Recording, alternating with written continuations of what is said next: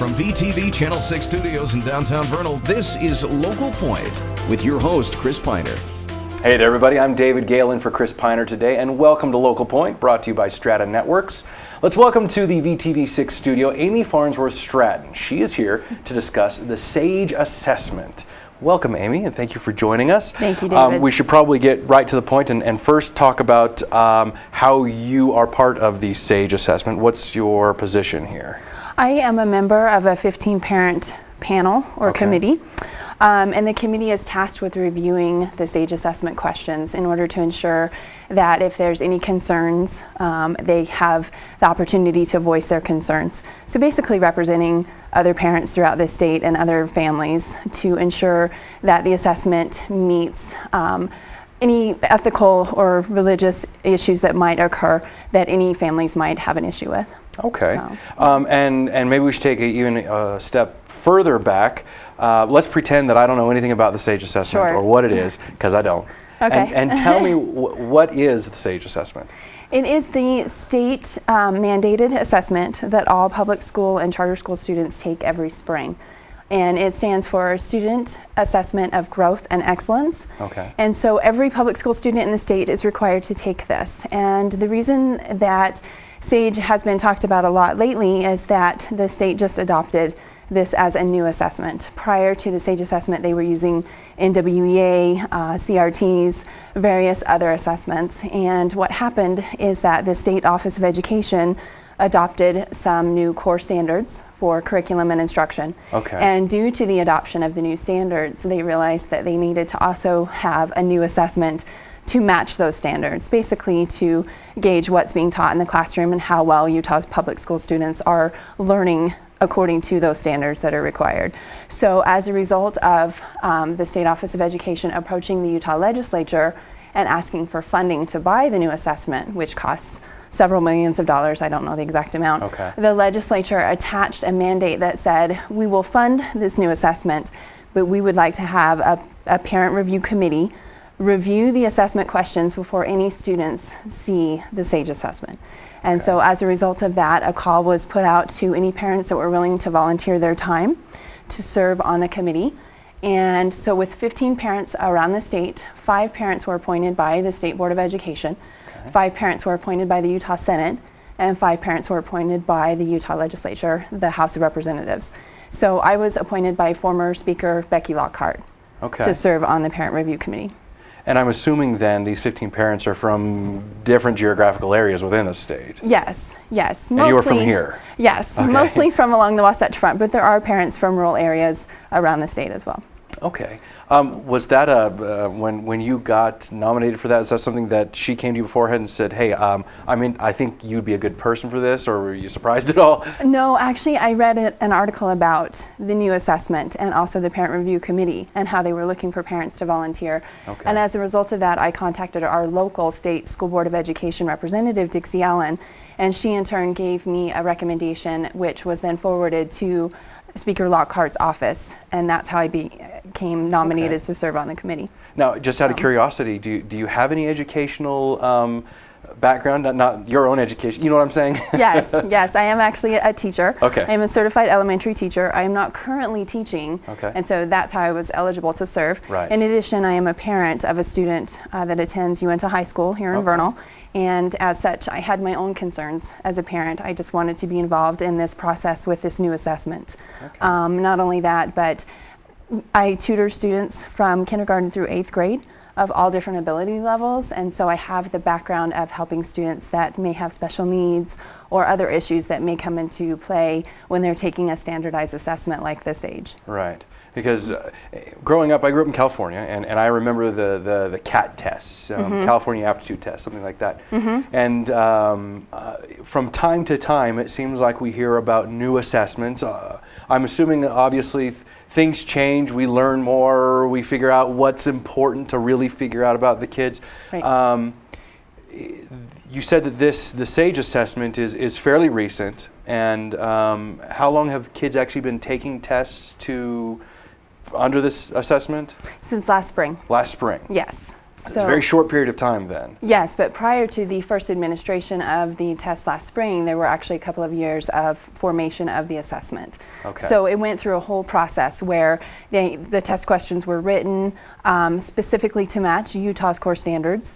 Okay. And then those questions are put together in a test bank, and all of those questions went through several committees before the parent review committee even saw the questions. So the first time the parent review committee met was actually in the fall of 2013. Oh, wow. And we reviewed all of the test questions that were in the test pool at that time. Mm-hmm. So 9,962 questions were reviewed by the 15 parent committee. How many grade levels have to go through the assessment? Is it each grade? Do they have to get to a certain grade before they take it? Just grades 3 through 12. Okay. And third grade is exempt from the science assessment. But starting fourth grade and on, there's an additional science assessment.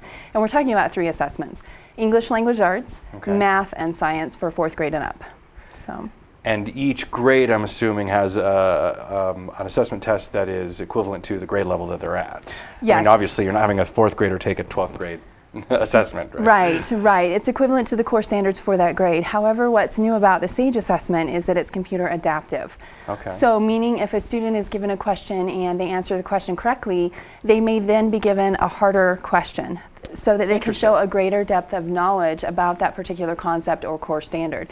If they miss the initial question, they may be given the same concept or standard in an easier format of a question. And so they can still show that they understand that concept even if they didn't get it right the first time.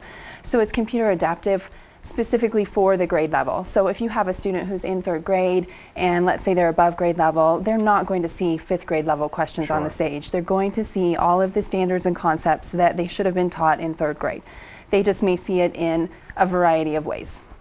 Very interesting stuff, and I've got a ton more questions for you, but we got to take a quick break. So in the next segment, we'll be discussing more about the SAGE assessment and where you can get more information about it. So we'll be right back.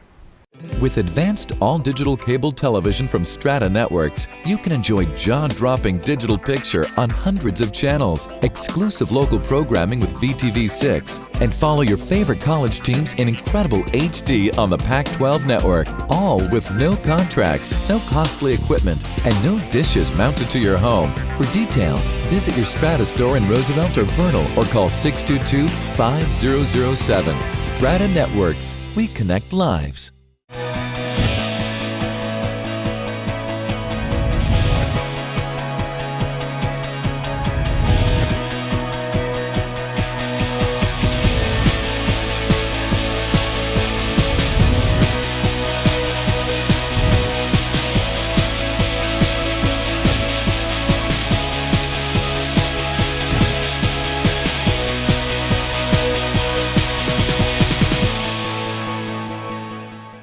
Welcome back to Local Point. Once again, Amy Farnsworth Stratton is here discussing the upcoming SAGE assessment and how it is different from past assessments and some of the fun new stuff that you guys are doing. When I say you guys, I mean you're part of a 15, to remind you in case you're joining us now, part of a 15-parent panel that has helped in the development or in the shaping of this assessment.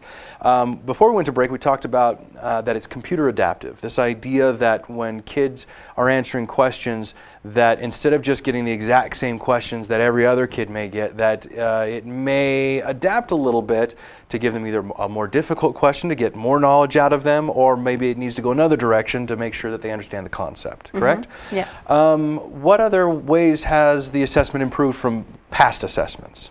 Well, in reviewing the questions that are part of the initial test item pool, which the parent panel, really we were just tasked with reviewing, not really formulating the questions, but in reviewing those questions we were able to see how different the test is from past tests. A lot of the past standardized assessments have been just multiple choice, where a student is given a question and they choose from A, B, C, or D, and that's it, completely all the way through the assessment. So some students will just click their way through, not really show the information that they know. Some will just guess and give it their best guess, and in that case they can elevate their score just because they've become really good at guessing. When you have 4 choices, you can usually eliminate a couple and then just do a really good job of guessing. The SAGE is completely different. Not only is it the first assessment for Utah specifically written to match Utah core standards, prior assessments were national assessments. that were purchased by the state, and then Utah teachers had to try to match Utah standards and with that assessment. So the assessment questions didn't always match. But with the SAGE assessment, we're talking about that every question on that test matches a Utah core standard for a specific grade level, specific concept. And that being said, the test is much more engaging because it's not just multiple choice. There may be a little video animated clip, or there may be a diagram or a model or a picture, a pictograph, different things, and the kids can use those items, or they'll see the questions in different ways than just read this question and pick A, B, C, or D. So it's much more engaging. There's a lot more tools on the computer that the kids can use. They can have some of the test questions read to them if they need to, other than the reading assessment, of course, which is really gauging their reading skills. But for other parts of the assessment, they can have the question read if they need to, because we're not assessing their reading skills in a science test, things like that. There's just a lot of graphics, a lot of drawing, moving things around, and it much more matches what we have in today's technology with iPads and computers and iPhones and tablets and smart devices. The assessment is much more engaging in the visual way for the kids, and so I think that part is exciting. And not only that, but you can have the students have the opportunity to really show what they know with having the adaptive part of the test. And that, to me, as a parent and as a teacher, is much more exciting for my own child who may struggle to understand something and then see it in an easier way or a harder way, and he can really show what he knows. Yeah. Has there been any infrastructure that's had been built up to accommodate for the fact that it's so computer driven? I mean, I'm not sure. I've got kids who are in elementary school, and there's computers at the school they go to, but is that the case throughout the state? Yes. I don't know if that's the case with every school, but I do believe that's being addressed. Sometimes that can be an issue, the computer time and the amount of time that it may take for students to complete the SAGE assessment. And so given that the SAGE assessment was first administered last spring, I think that's still a process that schools are trying to work out, and that the State Office of Education is trying to help them with as well, ensuring that there's enough devices so that every student can take the SAGE and not detract from classroom instruction time. I think that's something that's they're still working on that. Yeah. Because the first time that this has been implemented was in the spring of last year, have you been able to see its effectiveness, whether or not it's doing what the state hopes it does? Last year, that was a pilot test. So basically, they have every student take that, and then they look at the scores at that point. And they might decide, okay, there's a question that may be too easy because 95% of the student population in that grade level got that question correct. So they really use that information from the pilot test. And those test results didn't actually come out until this school year.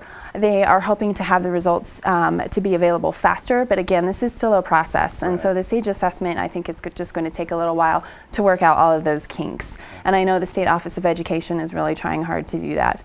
That being said, there were students who opted their children out of taking the SAGE assessment last spring, just due to the fact that they maybe were unsure about this new assessment and maybe some of the questions that their child or children may have seen on the assessment. And so that's why, as a member of this parent review committee, I want to just come out and share the information that I have and also my experience with seeing some of the questions on the SAGE assessment. We met again this past December, and we reviewed all of the new test questions that are going to be added for the test that's going to be given this spring, coming up here in April, middle of April to middle of May is the testing window. So the parents did see every question that's also going to be given this spring. So parents out there can be reassured that every question on that test has been seen by at least one parent on the SAGE Parent Review Committee, sometimes by multiple parents if there was enough time for the parents to review more than one question. There were a lot of questions, and so it would be hard for a parent on that committee to see every question, but between the 15 parents, we can assure that every parent that saw at least a question. And if somebody wanted more information, where could they go online? UtahPublicSchools.org, and the Uinta School District also has links regarding the SAGE assessment on their homepage as well. All right. Thank you very much, You're welcome. Amy Farnsworth Stratton, for joining us. David. Thank you all as well. Sure to learn more about the SAGE assessment by going online. Remember to like us on Facebook for updates on your favorite VTV Channel 6 programming, and we'll see you next time.